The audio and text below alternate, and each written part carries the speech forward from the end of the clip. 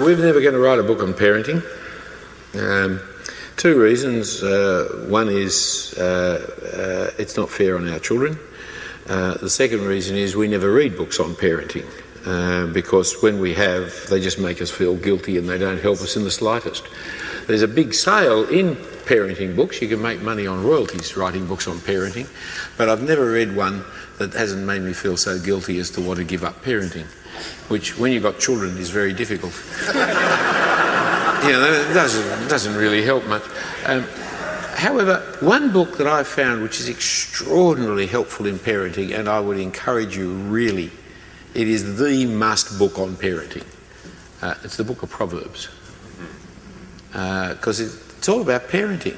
It's all about what you teach your son and how to live. And, we got all these psycho-babble kind of pop psychology books on parenting, loosely Christianised with a couple of verses, which are consumed left, right and centre, and we ignore the book that's sitting there in the middle of the Bible, which is about what you say to your children and how you live in this world. That's one aspect. Next thing is, what was being said earlier is absolutely right. It's about, both of our brothers have said completely right. You can't not teach your children because they're learning from everything you do all the time. You've noticed that they have picked up your worst habits, haven't they? The very words that you said you didn't want to hear from them come out of their mouths, and the other ones that you really wanted don't. It's seen in your priority choices. That's part of it. Helen was the great one in our family. I hate reading, so I read, but I don't like it.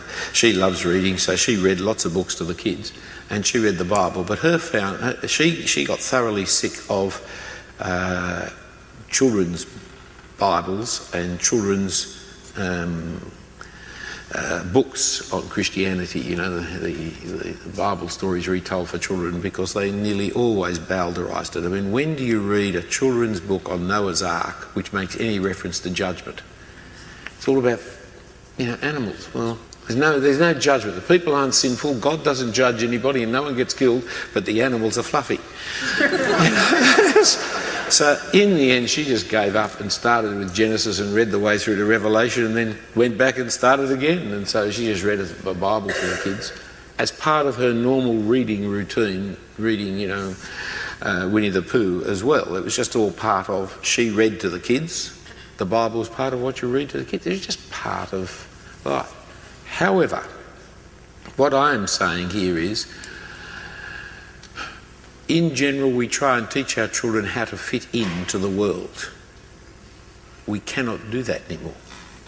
So I grew up in the Jewish part of town. My Jewish friends were taught how not to fit into the world. They were taught they were Jews, and Jews are different. And if Adolf comes back, he's going to kill you. So make sure you identify with us. And they were all raised, you don't eat pork, you don't do that. We're Jews, we don't do that. Right? Whereas in the past, we've tried to make ourselves fit into our culture. Now, if you don't win before they're 12 on that one, when they hit the teenage years and they want to be like their peers, you are in a big battle. But when they hit the teenage years, you've already told them that they are never going to be like their peers, that they've got to be different to their peers, then that, I think, is an important lesson for them to grasp, because holiness needs to be taught from day one. Everybody else in the class, they all have Santa Claus. We know Santa Claus is a lie. We don't tell them that, but we know it. Because we're Jesus people. Jesus people don't have Santa Claus because we believe in the real God who was born, not the idol who gives false presents and tells lies to children. That's how I raise my children. And so they're different. And the only other children in the school where my children went to who didn't have Santa Claus were the Jews. And we Jews and we Christians understood each other.